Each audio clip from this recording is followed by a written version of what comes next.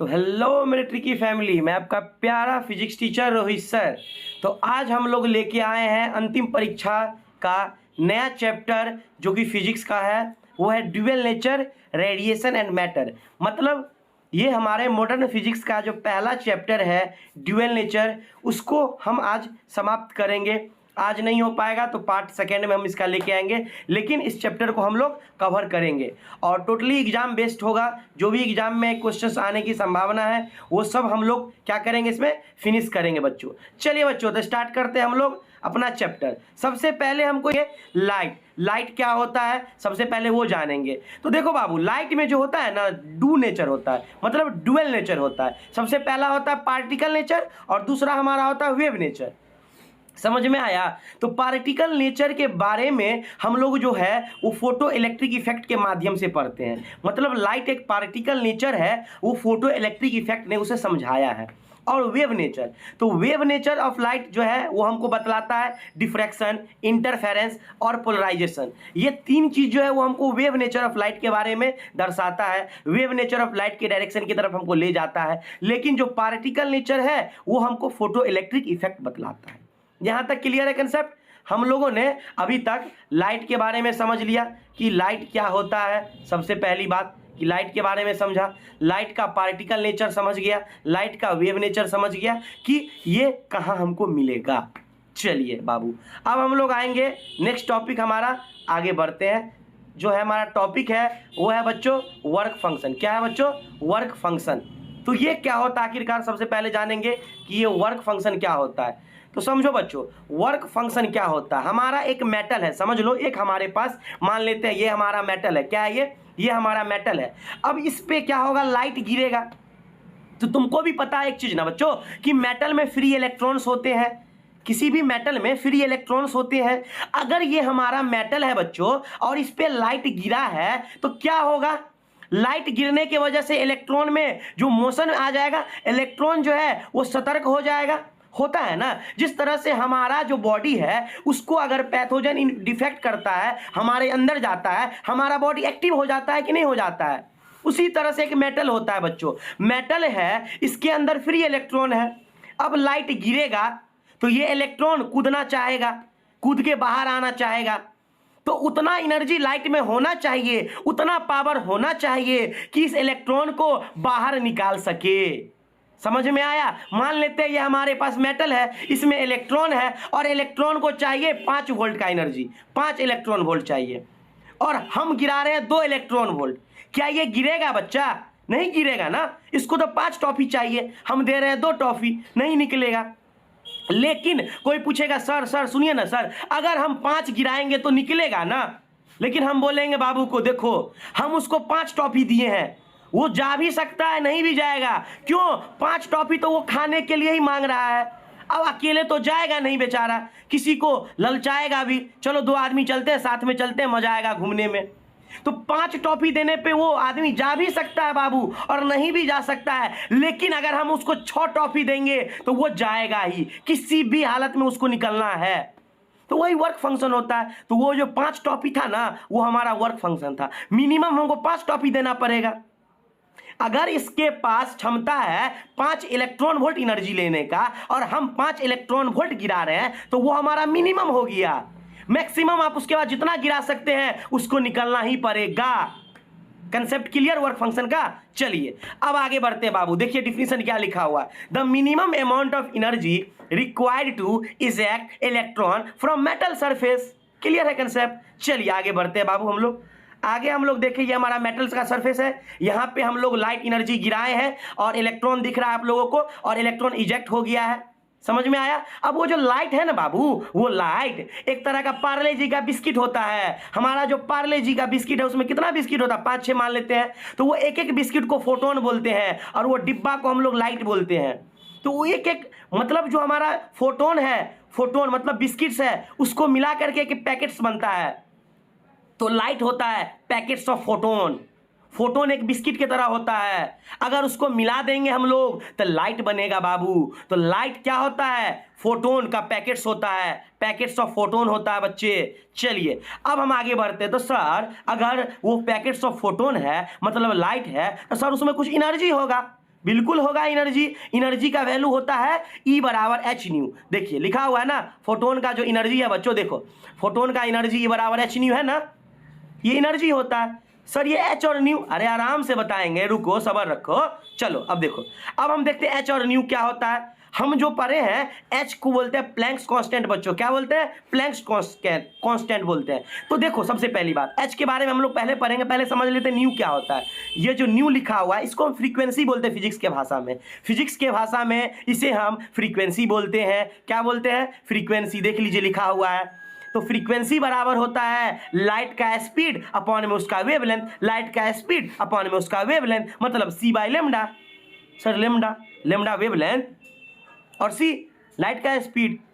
समझ में आ गया? चलिए अब नेक्स्ट टॉपिक हम देखते हैं इमिशन पे। मतलब इमिशन क्या होता है? हमारा एनसीईआरटी है बाबू, पूरा एनसीईआरटी को हम लोग डिकोड कर रहे हैं। यहाँ पे एनसीईआरटी के बारे में हम लोग यहाँ पे जान रहे हैं, तो एनसीईआरटी को हम लोग पकड़े हुए हैं। तो आप लोग कृपया करके आराम से लेक्चर को देखिए और नोट्स इसका प्रिपेयर कीजिए। मैं इसका पीडीएफ आपको टेलीग्राम चैनल पे सेंड कर दूंगा।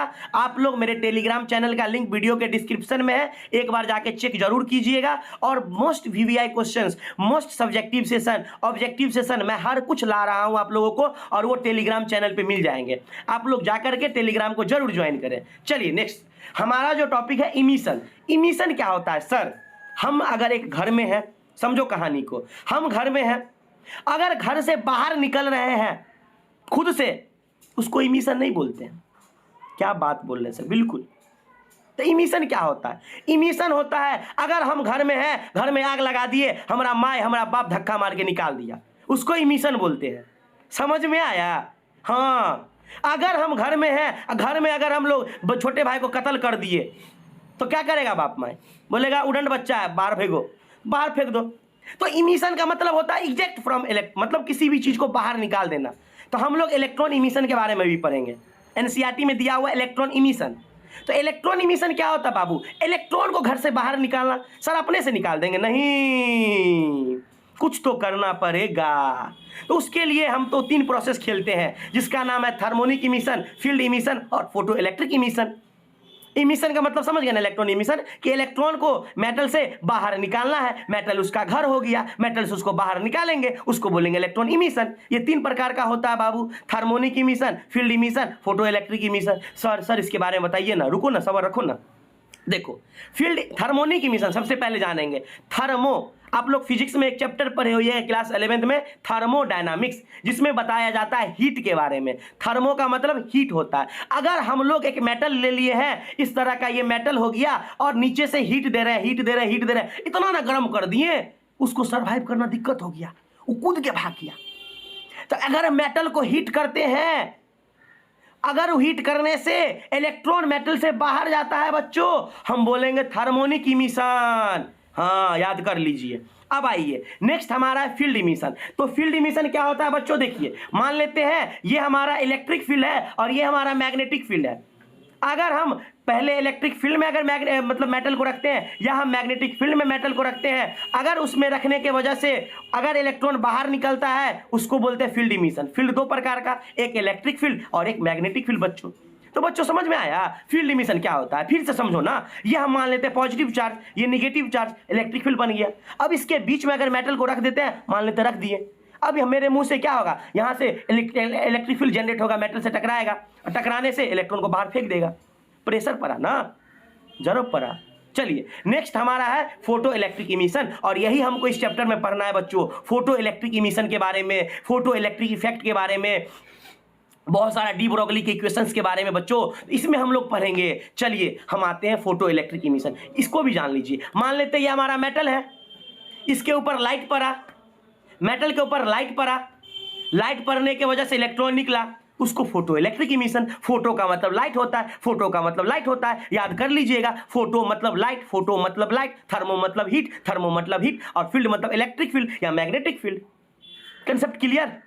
चलिए एकदम कंसेप्ट को एकदम थोड़ा सा बारीकी से पढ़िए आप लोग, कोई भी दिक्कत हो, कोई भी डाउट है, आप मुझे कमेंट कीजिएगा, मैं हर एक बच्चे का डाउट का रिप्लाई दूंगा, ठीक है ना बच्चों। आप लोगों को छोटा सा भी डाउट आए ना, आप मुझे कमेंट कर दीजिए, मैं आपको उस डाउट का रिप्लाई करूंगा। और आपको किसी भी चैप्टर में कोई भी प्रॉब्लम आ रहा है तो आप मुझे ये भी बता सकते हैं, मैं एक एक चैप्टर का लेक्चर अपलोड करूंगा, ठीक है ना बच्चों। चलिए आगे बढ़ते हैं। नेक्स्ट जो हमारा टॉपिक है बच्चों, वो हमारा टॉपिक है बहुत प्यारा टॉपिक, बहुत ही मजेदार टॉपिक, जिसको हम लोग बोलते हैं फोटो इलेक्ट्रिक इफेक्ट। जी सर, चलिए सर, तो फोटो इलेक्ट्रिक इफेक्ट के बारे में हम लोग पढ़ेंगे अभी।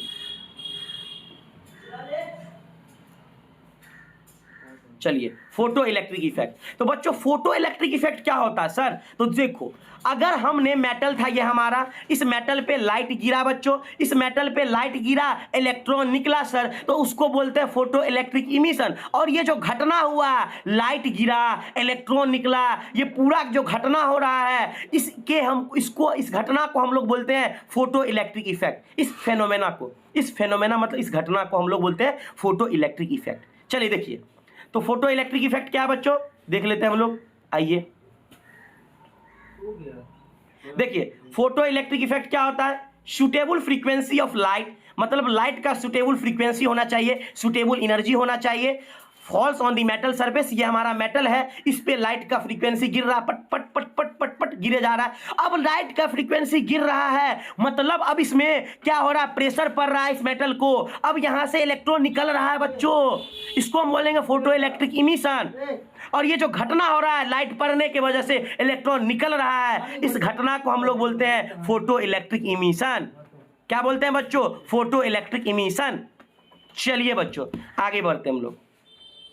सॉरी, इस घटना को हम लोग क्या बोलते हैं? Photo electric effect. चलिए, हमने क्या पढ़ा कि लाइट गिरा, इलेक्ट्रॉन निकला, इस घटना को हम लोग क्या बोलेंगे? Photo electric effect. चलिए एक बात बताइए बच्चों, अगर मेटल को जरूरी है 5 इलेक्ट्रॉन वोल्ट का एनर्जी, 5 टॉफी का जरूरी है, और हम गिरा रहे हैं 5 एनर्जी, तो वो जो इलेक्ट्रॉन बाहर निकला उसके पास कोई एनर्जी बचा होगा क्या? हमको चाहिए 5 एनर्जी, हमको दे भी रहा है 5, अगर हम जाएंगे बाहर हमके पास कुछ बचेगा क्या? नहीं बचेगा। लेकिन अगर हम लोग 6 वोल्ट का एनर्जी गिराएं, चाहिए हमको 5 वोल्ट इलेक्ट्रॉन वोल्ट, तो कितना बचेगा? 1 बचेगा सर। हाँ, जो वो 1 एनर्जी लेके इलेक्ट्रॉन निकला है ना, उसको हम काइनेटिक एनर्जी बोलते हैं। क्या बोलते हैं? Kinetic energy. जो एनर्जी गिरा है उसको हम लोग फोटोन का एनर्जी, और जितना एनर्जी यूटिलाइज हुआ ना बाबू, उसको बोलते हैं वर्क फंक्शन। क्या बोलते हैं? Work function. तो अगर हमको निकालने बोले कि बताओ कितना काइनेटिक एनर्जी इलेक्ट्रॉन लेके गया, तो काइनेटिक एनर्जी को क्या बोलेंगे? जितना टोटल एनर्जी गिरा है और जितना यूटिलाइज हुआ है, तो total energy minus work function kinetic energy होता है। देखिए यहाँ पे लिखा हुआ काइनेटिक एनर्जी बराबर total energy minus work function. चलिए नेक्स्ट क्वेश्चन। तो इलेक्ट्रॉन जो एनर्जी गेन करता है उसी को हम लोग काइनेटिक एनर्जी बोलते हैं। E बराबर एच न्यू, न्यू बराबर सी बाय लेमडा होता है। अब चलिए, तो अगर E बराबर एच न्यू होता है तो न्यू के जगह हम लोग सी बाय लेमडा पुट कर देंगे, तो एच सी बाय लेमडा हो जाएगा हमारा। एक जुगाड़ याद रखिए क्वेश्चन बनाने के लिए, या एग्जाम में क्वेश्चन आ सकता है कि डायरेक्ट एच सी का वैल्यू पुट करके सॉल्व करके आपको आंसर डालना है। तो E बराबर क्या होगा? 1240 और लेमडा नैनोमीटर में होगा। तब अगर लेमडा एंगस्ट्रम में है, मतलब वेवलेंथ हमारा एंगस्ट्रम में है, तो क्या होगा? 12,400। अगर लेमडा एंगस्ट्रम में रहा तो 1 0 बढ़ जाएगा। क्यों? पता है आपको, 1 नैनोमीटर 10 का पावर माइनस 9 मीटर, और 1 एंगस्ट्रम 10 का पावर माइनस 10 मीटर। चलिए बच्चों आगे बढ़ते हैं हम लोग। तो यहाँ पे देख लीजिए, आइए, हमारा जो फाई क्या था बच्चों? वर्क फंक्शन था एच न्यू नॉट। तो फाई बराबर क्या हो जाएगा? H c by lambda nu naught. मतलब अब वर्क फंक्शन हमको निकालने बोले फाई बराबर, तो वो भी हो जाएगा, क्योंकि एनर्जी भी होता है एच न्यू, तो वर्क फंक्शन क्या होगा? एच न्यू नॉट लग जाएगा वहाँ। तो क्या होगा? फाई बराबर h c by lambda naught. तो हमारा एच क्या है? प्लैंक्स कांस्टेंट, जिसका वैल्यू है 6.63 इंटू 10⁻³ जूल पर सेकेंड, और सी हमारा स्पीड ऑफ लाइट हो गया, और न्यू हमारा फ्रीक्वेंसी हो गया, और न्यू नॉट थ्रेशोल्ड फ्रीक्वेंसी हो गया, लेमडा वेवलेंथ, और लेमडा नॉट थ्रेशोल्ड वेवलेंथ। समझ में आया ना? वही थ्रेशोल्ड फ्रीक्वेंसी जो मतलब मिनिमम एनर्जी लगा तो वर्क फंक्शन, और मिनिमम फ्रीक्वेंसी लगेगा तो थ्रेशोल्ड फ्रीक्वेंसी। चलिए बच्चों आगे बढ़ते हैं। यहाँ पे क्या लिखा है? काइनेटिक एनर्जी बराबर E-5 होता है, E को बोलेंगे एच न्यू, और 5 V वर्क फंक्शन होता है, एच न्यू नॉट लगेगा। तो ये हमारा काइनेटिक एनर्जी बच गया। चलिए बच्चों आगे बढ़ते हैं। अब नेक्स्ट टॉपिक हमारा है बहुत ही प्यारा टॉपिक, हॉलवच और लिनार्ड का एक्सपेरिमेंट। बच्चों एनसीईआरटी में दिया हुआ है, बहुत बच्चा ये चीज नहीं समझ पाता है हॉलवच और लिनार्ड का एक्सपेरिमेंट क्या कहना चाह रहा है, तो आज मैं आप लोगों को समझा दूंगा इस एक्सपेरिमेंट को। चलिए मेरे साथ जुड़े रहे आप लोग और ज्यादा से ज्यादा वीडियो को शेयर करें बच्चों, ताकि बहुत बच्चों को इसका बेनिफिट्स मिल सके, एग्जाम बहुत अच्छे से जा सके। ठीक है ना, अपने दोस्तों में शेयर कर दे इस वीडियो को फटाक से। चलिए इस एक्सपेरिमेंट को देखते हैं। सबसे पहले इस एक्सपेरिमेंट में क्या लिया गया, रिक्वायर्ड मटेरियल देख लीजिए। सबसे पहले क्या लिया गया, डिस्चार्ज ट्यूब, अगला कैथोड एनोड प्लेट लिए, अगला बैटरी लिए और एक विंडो गिलास लिए। चलिए दिखाते हैं। ये जो हमारा ट्यूब दिख रहा है आपको, ये ट्यूब देख लीजिए, ये जो हमारा ट्यूब दिख रहा है इसको बोलेंगे डिस्चार्ज ट्यूब। अब यहाँ पे कैथोड लगा है, यहाँ पे एनोड लगा है, लाइट गिर रहा है, ये विंडो गिलास हो गया, छोटा सा विंडो गिलास। चलिए ये विंडो गिलास देख लीजिए, ये हमारा विंडो गिलास है, ये विंडो गिलास है।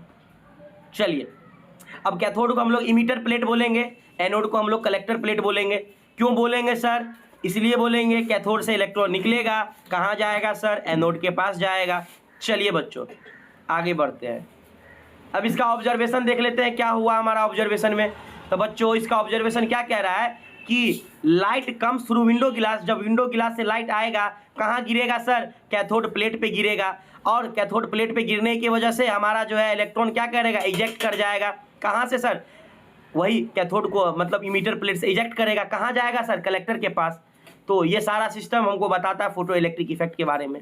चलिए बच्चों हम आगे बढ़ते हैं। अब प्रॉपर्टीज ऑफ फोटोन के बारे में जान लेते हैं। ये लाइट फोटोन होता है, इसके बारे में प्रॉपर्टीज देख लेते हैं। तो सबसे पहला प्रॉपर्टीज पता है बच्चों आप लोगों को क्या होता है, फोटोन जो है ना वो लाइट होता है, लाइट के स्पीड में ट्रेवल करेगा। तो पहला प्रॉपर्टी यही है, photon always travel with speed of light, जिसका स्पीड होता है 3 गुना 10⁻8 मीटर पर सेकेंड।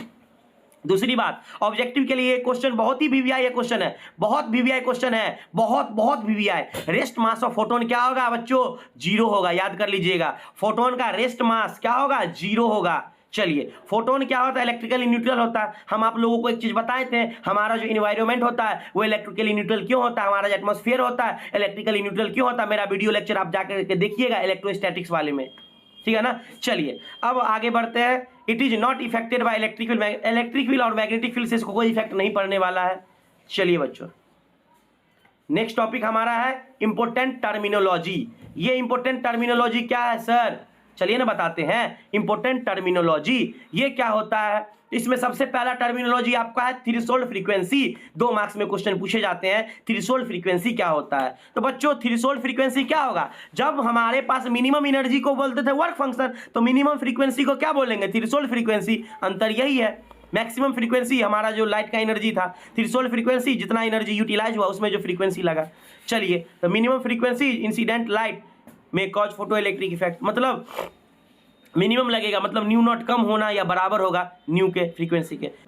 चलिए लाइट आगे आते हैं, थ्रेशोल्ड वेवलेंथ क्या पढ़ेंगे बच्चों, नेक्स्ट क्या पढ़ेंगे हम लोग, थ्रेशोल्ड वेवलेंथ। चलिए थ्रेशोल्ड वेवलेंथ क्या होता है, maximum wavelength of light which cause photo electric effect. मतलब यहाँ पे एक बात बताइए, एक बात आप लोग बताइए, क्या बताइए सर, सुनिए ना। एक बात बताइए कि न्यू बराबर क्या होता था बच्चों, न्यू बराबर क्या होता था, c/λ ना। अगर हमारा फ्रीक्वेंसी न्यू अगर मिनिमम हुआ तो लेमडा क्या होगा बाबू, अच्छा सर वो मैक्सिमम होगा, तब ना ये ज़्यादा होगा, तब ना ये न्यू कम होगा। तो फ्रीक्वेंसी अगर थ्रेशोल्ड फ्रीक्वेंसी को बोलेंगे मिनिमम फ्रीक्वेंसी, तो थ्रेशोल्ड वेवलेंथ को क्या बोलेंगे, मैक्सिमम वेवलेंथ। चलो बच्चों तो थ्रेशोल्ड वेवलेंथ को क्या बोलेंगे बच्चों, मैक्सिमम वेवलेंथ। चलिए अब आते हैं हम लोग, थ्रेशोल्ड वेवलेंथ समझ गए ना, मैक्सिमम वेवलेंथ जिसका लाइट का जो फोटो इलेक्ट्रिक करवा पाए। तो फाई बराबर h new not SC/λ not, तो लेमडा नॉट बड़ा होगा लेमडा से या बराबर हो सकता है। चलिए ये क्वेश्चन को एक बार देख लीजिएगा।